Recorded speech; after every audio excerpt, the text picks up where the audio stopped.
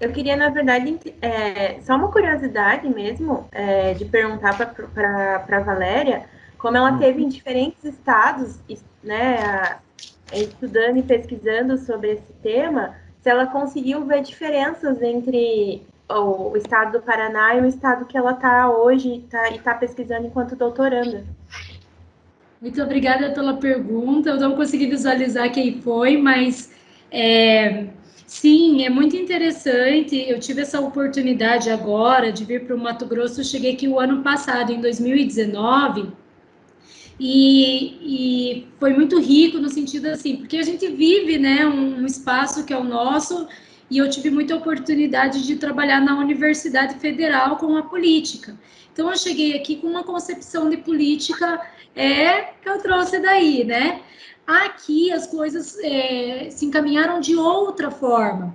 Então, por exemplo, a questão das cotas e as bancas de verificação é algo que dentro da universidade, as primeiras bancas de autoverificação, né, do pertencimento, que é autodeclaração, né, e passar por bancas, está acontecendo agora aqui na Unemate. Então, isso foi uma coisa que para mim foi interessante, eu até consegui ir no simpósio que eles abriram sobre isso. Entretanto, já havia políticas, né, aqui sendo que já estavam em vigor de cotas. A questão que foi um diferencial foi as bancas, né? Mas a política indígena que eu estou aprendendo e estudando e vendo a faculdade intercultural tem toda uma concepção muito específica, né? Então, assim, a faculdade intercultural indígena são com indígenas que passam um tempo fazendo essa formação dentro do espaço da universidade, que é numa cidade chamada em Barra do Bugres, que eu vou para lá, Barra do Bugres, né, que é Barra do Rio Bugres, e são várias e diferentes etnias, né, que fazem essa aula lá, né, que é um tempo que é diferenciado. Então, quando tem aulas regulares, esses estudantes estão nas suas aldeias e os professores vão até as respectivas aldeias. Depois tem o tempo universidade, que daí os estudantes são acolhidos dentro da universidade, e geralmente é no final de semestre que os outros alunos não estão, pega só uma fase ali de interação. E eu estou aprendendo muito, então, assim, a respeito da cultura, a respeito dos encaminhamentos da política. Aqui foi aprovado mestrado para o intercultural indígena, são cursos mais voltados às questões das licenciaturas, né? E aí no Paraná eu lidava, e a gente teve até foi muito curioso no início, os estudantes indígenas iam para diversos cursos, escolhiam bastante a área de pedagogia ou áreas da saúde, alguns ingressaram em música, depois foram para as diferentes áreas de formação. Ali é uma formação mais específica, né, desses cursos, que são 3, né, mas é mais ligada à pedagogia intercultural e licenciatura indígena. Então, eu estou experienciando ainda, mas espero que questões importantes daqui possam contribuir aí e vice-versa, né?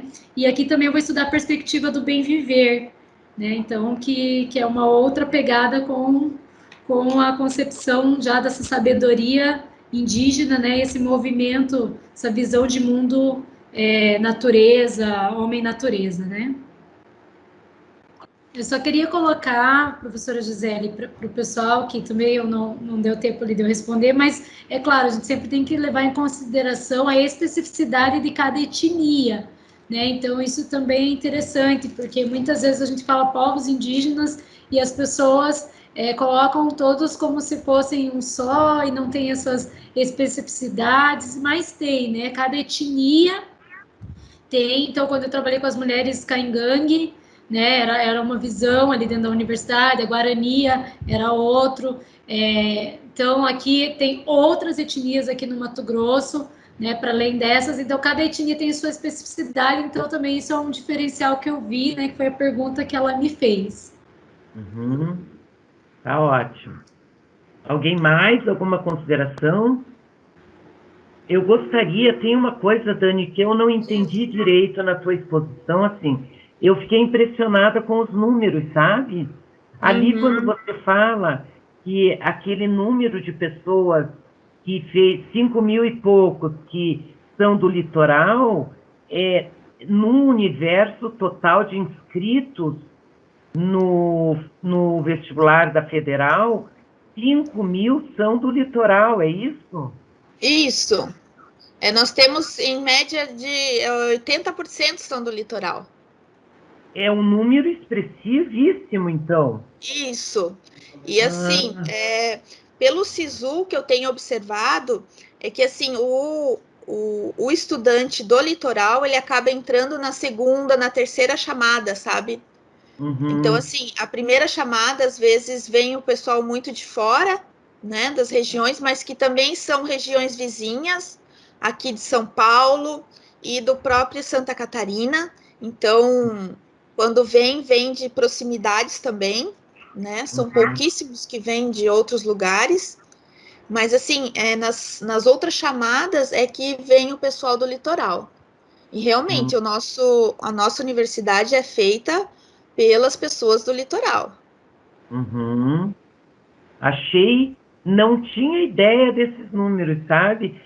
E fiquei assim, adorei, porque a tua pesquisa de mestrado, ela tem muito a ver com a minha pesquisa, né, sobre a desigualdade e a pobreza. Então, isso, inclusive eu quero estar com você participando, porque é um tema que eu gosto muito, inclusive.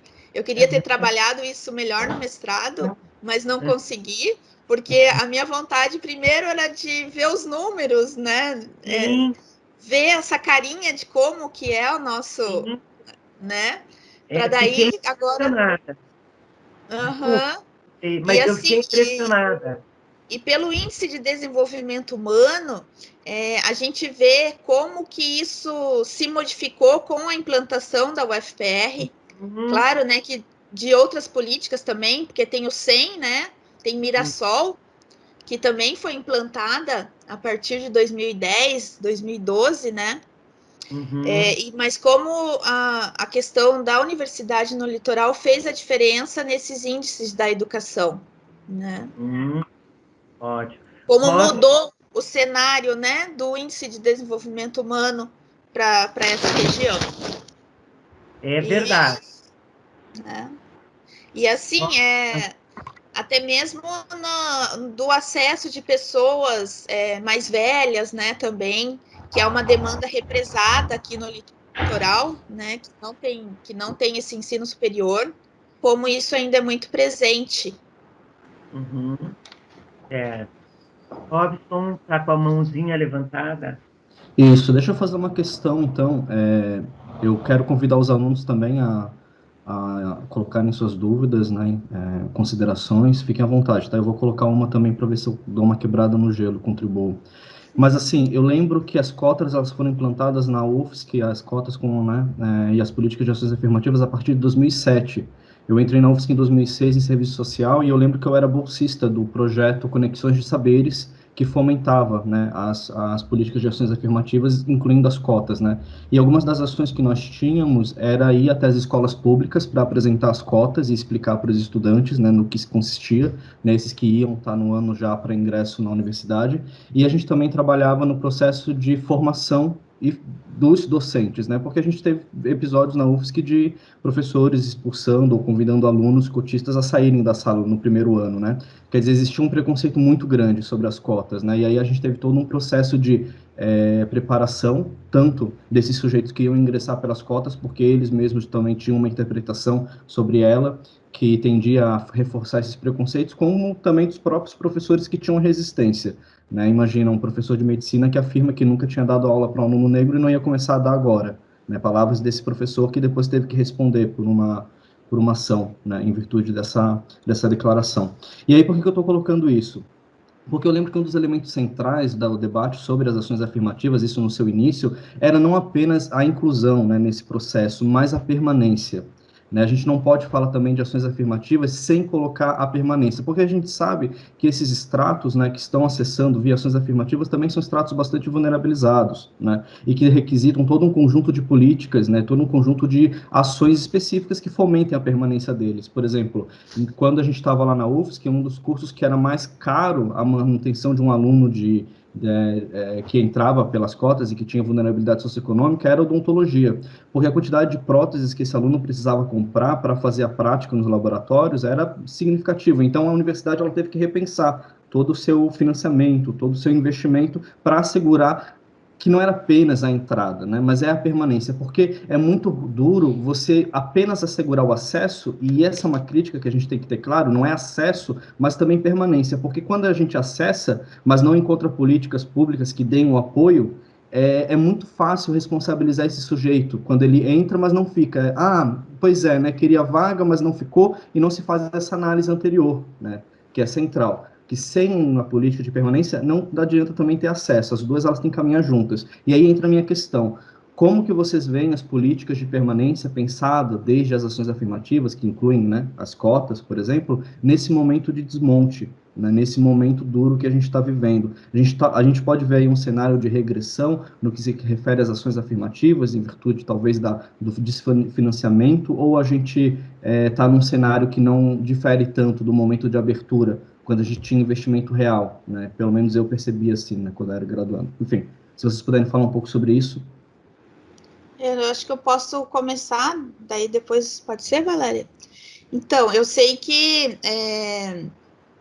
enfim, a política é justamente isso, é importante você ter trazido isso, né? Porque a ação afirmativa dentro da universidade, ela vai se concretizar justamente com o apoio dessas outras políticas de permanência, né? Inserindo esse estudante numa iniciação científica, inserindo esse estudante num projeto de extensão, e, claro, com a permanência, que é através da assistência estudantil.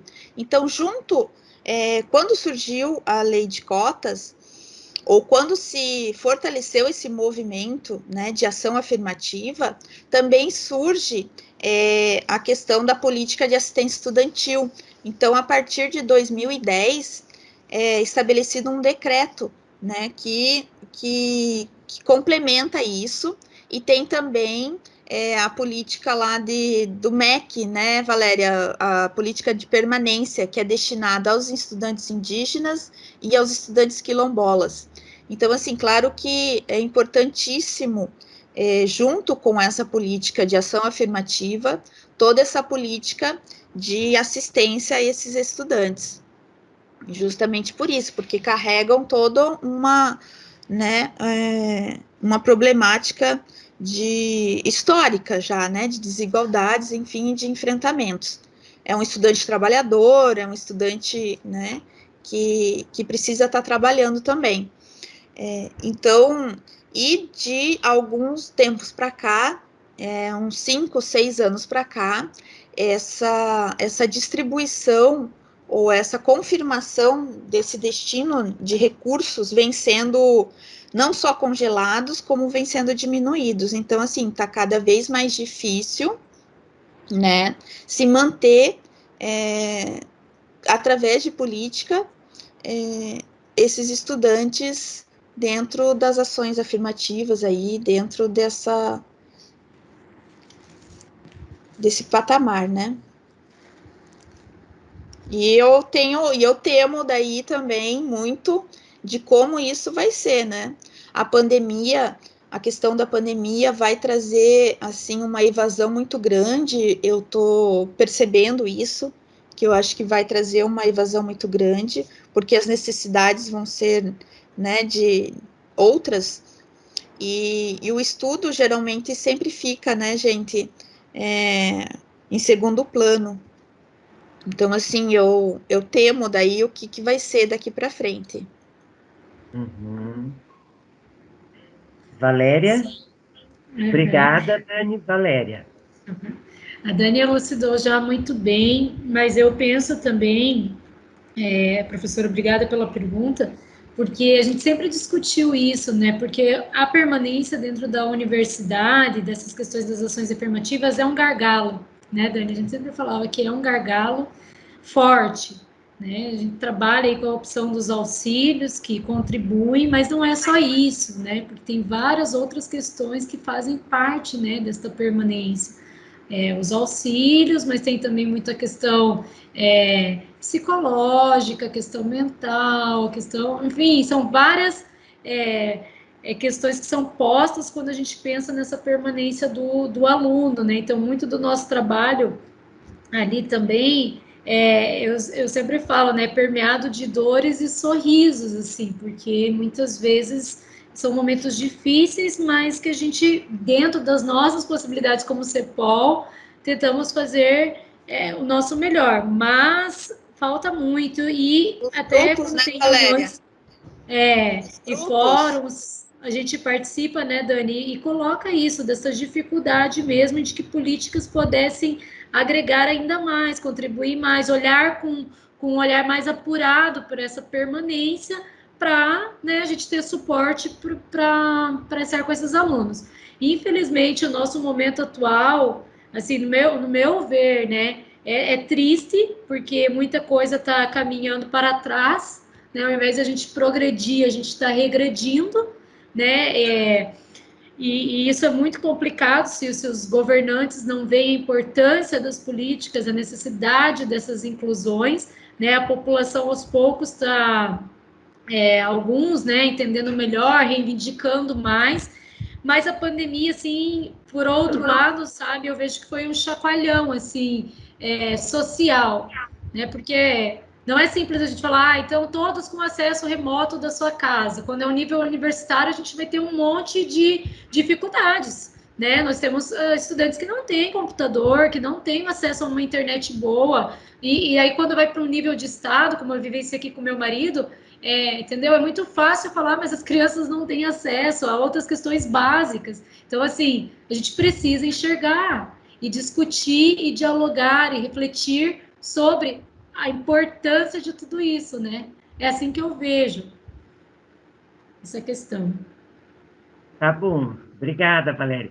Aqui no chat tem uma pergunta, sim, que não sei, se você não tiver agora, né, Dani, dá para responder depois também.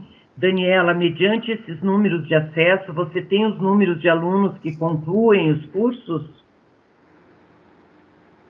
Então, gente, não, eu não tenho, mas é uma coisa que a gente, enfim, tem algumas pesquisadoras, né? A professora Andréia, a professora Elci, a professora Adriana, elas estão, né, em cima dessa temática dos egressos. Então, seria ótimo se eu conseguisse, dentro de um mestrado, fazer esse comparativo, né, das pessoas que permanecem, das pessoas que concluem, mas eu não tenho, né? Mas existem dentro da universidade algumas professoras que estão fazendo esses acompanhamentos, essas pesquisas. Uhum. Obrigada. Mais alguma questão, pessoal? Fiquem à vontade. Alguém mais gostaria de falar com as professoras? Mas tem muitos elogios aqui no chat, viu? Depois vocês vão poder olhar aqui, tá? A educação é essencial no índice do IDH, né? Com certeza. Hoje, inclusive assim, né? A educação, ela é um direito humano, né? Ela já está como um direito humano. Inclusive, estão tentando tornar a educação superior um direito humano e de ser garantido, né? Porque hoje a gente sabe que a educação ela está garantida até o ensino médio. A educação superior, ela não é assim, ela não está como uma garantia, né?